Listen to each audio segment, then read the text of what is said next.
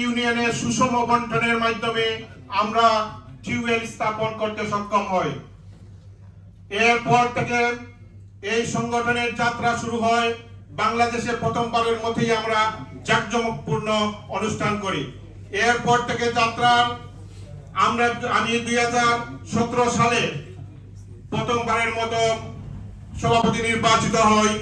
তখন অত্যন্ত ক্লান্তি লগ্নে আমরা এই সংগঠনকে দাঁড় করানোর জন্য আপ্রাণ চেষ্টা করি। একে একে আমরা 2 বছর কনস্টিটিউশন পরিবর্তন করে আমরা এই সংগঠনকে একটি উচ্চ মাপে নেওয়ার জন্য আমরা চেষ্টা করি। তখন শুধুমাত্র একজন মেম্বারের জন্য 10 পাউন্ড ছিল। এটা থেকে আমরা পরিবর্তন করে একজন দাতা সদস্য 1000 পাউন্ড, একজন সাধারণ সদস্য 500 পাউন্ড আমরা নির্ধারণ করি। এরপর থেকে আমরা পিছু পা হয়নি। 2019 সালে আমি পুনরায় নির্বাচিত হয়ে আসার পর আমরা এককালীন আমরা প্রায় 50 লক্ষ টাকা উত্তোলন করতে সক্ষম হই। শুধু তাই নয়, এর মধ্যে আমরা টিউবওয়েল স্থাপন করেছি, আমরা বস্ত্র বিতরণ করেছি, আমরা টাকা করে প্রতিটি ইউনিয়ন থেকে প্রায় 7 লক্ষ টাকা আমরা বন্যার্থের জন্য ক্যাশ আমরা 1000 টাকা করে বিতরণ করেছি। শুধু তাই নয়, দেউথিন গড়ের জন্য আমরা বিতরণ করেছি, আমরা খাদ্য সামগ্রী বিতরণ করেছি, বারবার বন্যার্থদের জন্য আমরা কাজ করে চলেছি।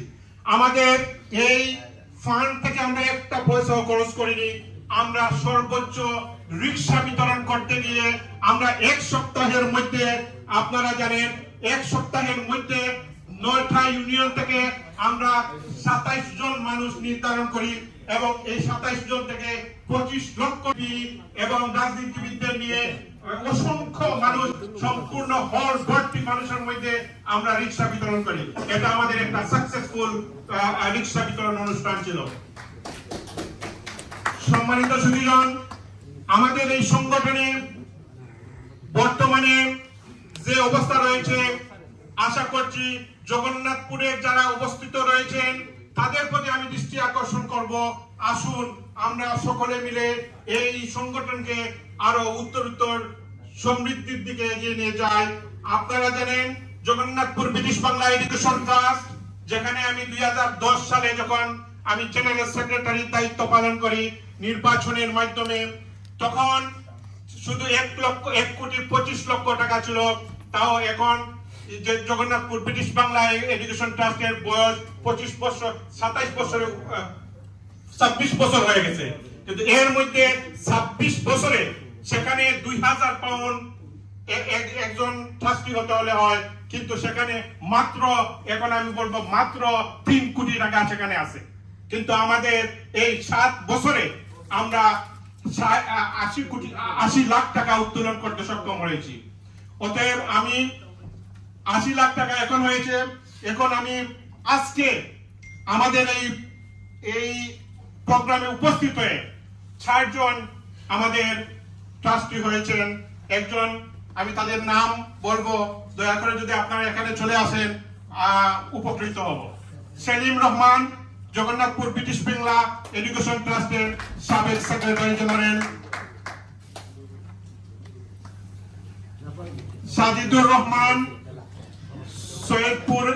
সৈয়দপুরের আমার প্রিয় ভাই।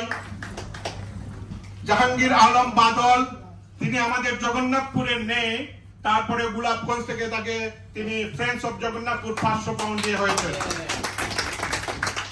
আব্দুল সালাম ভাই আমার শান্তিগঞ্জ উপজেলার বাসিন্দা, উনি ফ্রেন্ডস অফ জগন্নাথপুর হয়েছেন 500 পাউন্ড দিয়ে।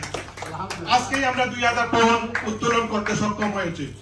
সম্মানিত সুধীজন, আমি চাই আমরা সকলে মিলে এই সংগঠনকে উন্নতির দিকে এগিয়ে নিয়ে যাব। আমি শুধু বলবো আপনাদের সাহায্য সহযোগিতা একান্ত প্রয়োজন। আপনাদের সাহায্য ছাড়া, আপনাদের সহযোগিতা ছাড়া আমরা এগোতে পারবো না।